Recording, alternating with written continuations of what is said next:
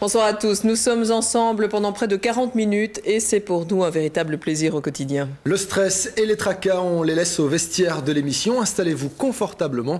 Voici le sommaire du jour. Ce qui n'empêche pas d'avoir quartier libre ce soir et il s'amuse toute la soirée d'ailleurs. Je crois que j'ai gagné là. Oui, là vous êtes un petit peu en train de me déranger puisque je suis en train de jouer au jeu de société. Mais je suis également en train de manger. C'est vrai que c'est un concept un petit peu bizarre. On joue, on mange, on joue. Bon, on vous en dit plus dans quelques instants. Bon appétit. A tout de suite. Ah, et pour jouer, on va jouer. C'est même carrément une soirée complète jeu de société qui nous attend. Enfin, quand vous dites nous, c'est surtout Jean-Christophe qui va faire Mumus ce soir dans un endroit particulier. Car là où vous êtes, Jean-Christophe, en temps normal, c'est surtout des couteaux et des fourchettes que l'on utilise et pas question de jouer avec la nourriture. La preuve, je suis devant un restaurant, il y a un véritable menu, donc c'est bien un restaurant. On va rentrer dans ce restaurant qui propose un menu particulier, une fois par mois, un mercredi par mois. À la place de servir du gibier ou un bon gigot, on sert plutôt des jeux de société. Ce sont les soirées terribles et c'est Nicolas qui a instigé ça, les soirées terribles. Nicolas, qu'est-ce que c'est ce principe d'amener des jeux de société dans un restaurant? Eh bien, les soirées terribles, c'est un concept qui permet à n'importe qui de venir jouer et de découvrir des jeux de société. Parce qu'il y a énormément de jeux de société maintenant sur le marché et on hésite souvent à acheter des jeux de société ou à découvrir des jeux de société parce que finalement on ne sait pas ce que c'est, qu'est-ce qu'il y a dans la boîte. Et bien ce qu'on se propose ici, c'est de faire venir qui veut jouer aux soirées terribles et on a des animateurs qui s'occupent de vous, qui vous expliquent comment fonctionne le jeu, vous aident à démarrer, répondre aux questions sans lire les règles et donc c'est super facile et on s'installe et on joue. Et donc parfois vous avez des clients qui viennent manger puis ils découvrent qu'il y a des jeux ici et vous les invitez à venir jouer. Et c'est même encouragé. Des clients qui arrivent ici, qui n'ont pas l'habitude de jouer, eh bien, peuvent très bien, après le repas, venir jouer et on les accueille vraiment les bras ouverts. Découvrir une série de jeux aussi puisqu'il y en a quand même quelques dizaines qui sont présentés ici. Il y a plus d'une dizaine de jeux ici et chaque mois, à chaque soirée terrible, il y a des jeux en plus puisque l'actualité évolue, il y a des nouvelles sorties et on est ravis de découvrir des nouveaux jeux et on est ravis de les faire découvrir aux autres joueurs. Alors les jeux ne sont pas nécessairement compliqués, vous allez nous apprendre en quelques secondes un jeu très simple. Alors un jeu extrêmement stratégique qui s'appelle Bonjour Robert, qui va vous demander de réagir quand les cartes arrivent. Donc quand on tombe sur cette carte-là, on fait ceci, c'est Lee l'asiatique, ceci c'est Ali l'africain, on fait ça. Ceci quand il arrive c'est Hello, c'est Sam l'américain, et le clou du spectacle, Bonjour Robert, on dit Bonjour Robert. Et quand le djembé arrive, on tape dessus. Je crois que vous avez compris, on est parti. Voilà, on est parti. Et alors pendant que je joue, je vous propose de découvrir le reportage d'Emmanuel Morimont sur un des rares éditeurs de jeux en Belgique. Allez, c'est parti. Hop, voilà. Deuxième fois. On y va.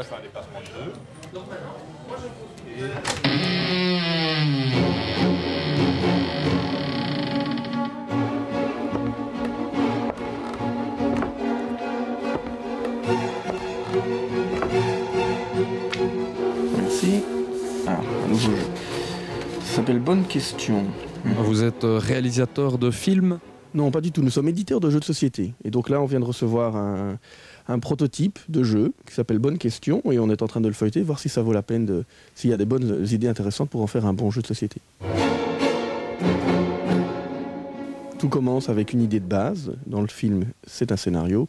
Ici, ce sont des règles de jeu. C'est une idée de base qui fonctionne déjà et que nous allons amener, nous, jusqu'au stade final, c'est-à-dire le produit que les gens trouvent en magasin. Passons maintenant à la séquence action, car du prototype au produit fini, il y a quantité de travail. On propose, on efface, on teste, on affine pour faire d'une idée le jeu qui va marcher. Alors on est parti d'une série de cartes avec des thèmes qui étaient imposés, par exemple où on avait l'histoire, le théâtre classique et des choses comme ça, qui étaient par exemple des thèmes un peu chiants. Hein. C'est pas un jeu de haute culture, c'est un jeu qu'on fait pour s'amuser. Et donc on a remplacé ça par des thèmes qui vont être un peu plus proches des gens, où on va plus rigoler. Par exemple au supermarché, dans mon école de sorcier, ou encore on va pouvoir poser des questions sur le voisin assis à ma gauche. Donc, ce qui va générer beaucoup de rire autour de la table et le jeu de culture devient un jeu d'ambiance. Comme au cinéma, on peut parler de diversité, diversité des genres et diversité des acteurs. L'éditeur de jeux de société, à son échelle, gère aussi toute une équipe. Avant d'arriver à un produit final, il y a énormément de métiers qui interviennent. Il y a d'abord, nous, comme on a expliqué, on développe le jeu, et puis une fois que tout est fait, que les règles sont bien écrites et corrigées, eh bien, on contacte les usines pour voir quelle usine est capable de faire le produit que l'on veut. On va contacter un illustrateur qui va nous mettre nos idées, les mettre en images. On va contacter des transporteurs. On va tout faire pour qu'en heure et en date, lorsque le marketing aura été fait, les boîtes soient dans les magasins. Chaque jeu est un défi. Dans celui-ci, on a vu, il y a une sonnette, il y a des jetons. La boîte a un élément en 3D ici, ce qu'on n'avait jamais fait nous. Donc on a dû trouver une usine qui permettait de faire ça. On a dû trouver une usine qui allait faire des bonnes cartes, etc. Donc chaque jeu, c'est à chaque fois un défi pour réunir différentes compétences. L'univers des jeux est très vaste et dans la société, on regarde évidemment ce qui se fait ailleurs. Car avant d'être éditeur, on est viscéralement joueur. Ce qui nous fait plaisir, c'est d'être dans le milieu du jeu, c'est de faire jouer des gens, jouer nous aussi, mais de donner du plaisir via le jeu de société. En 3 ans, Repos Productions a édité 7 jeux dans 21 versions, dont le plus connu, Time's Up. Le travail commence à porter ses fruits. Quasimodo, oui. Ça fait 3 ans qu'on a monté la société et on commence tout juste à pouvoir en vivre. Et on n'a quand même pas le droit à l'erreur, on reste une petite boîte. Quelqu'un ne fait pas ça pour gagner de l'argent, il vaut mieux éditer dans ce cas des jeux vidéo. C'est avant tout une passion et un plaisir. Et on va poursuivre le plaisir en retrouvant Jean-Christophe tout de suite dans ce restaurant où on ne fait pas que manger ce soir. Alors entre deux places, que vous vous en sortez avec les règles du jeu? Oui, ben là, évidemment, vous êtes en train de me déranger. J'ai évidemment perdu. C'est moi qui ai le plus gros tas de cartes. Donc, le bonjour Robert, même si c'est simple, ce n'est pas pour moi. Allez, on va aller voir un petit peu avec les quelques joueurs qui sont présents ici, voir si c'est la première fois qu'ils viennent. Si ce sont des habitués, ben, on va demander tout de suite. Madame, c'est la première fois que vous venez? Non, moi je viens à chaque fois. Chaque fois, c'est quand même que la 5e fois. C'est un concept assez récent. Qu'est-ce qui vous pousse à venir ici? Eh ben, c'est très gai parce qu'on apprend à jouer aux nouveaux jeux. Et en fait, avec des coachs, ils nous expliquent les règles, donc on n'a pas besoin de les lire et de se casser la tête à trouver des exceptions. Ben alors, on voit que vous êtes en train de boire, mais vous ne mangez pas encore. On ne mange pas pendant qu'on joue. Ben, après, on ira peut-être manger un petit bout et puis on recommence à jouer. Ah oui, voilà. Donc c'est comme ça que ça se passe. Madame, vous appelez Nanou, donc si vous avez le petit badge, on imagine que c'était une des premières fois que vous venez?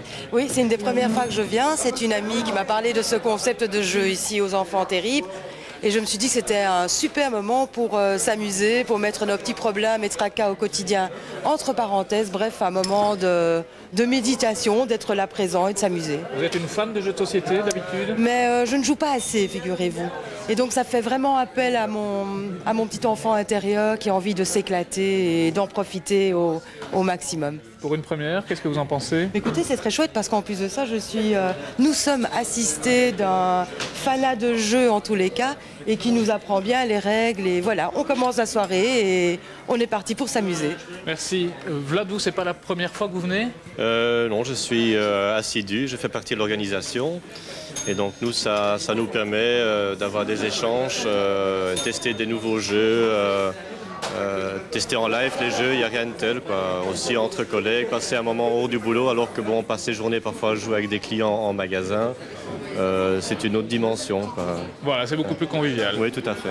Merci en tout cas, bon amusement, puisque la soirée ne fait que commencer. Vous pouvez venir également dans ce restaurant pour jouer. C'est une fois par mois. Si vous voulez plus d'informations, il suffit d'aller sur le site internet www.soirée au pluriel terrible.be. Voilà, moi je retourne jouer ou manger ou jouer, je ne sais plus.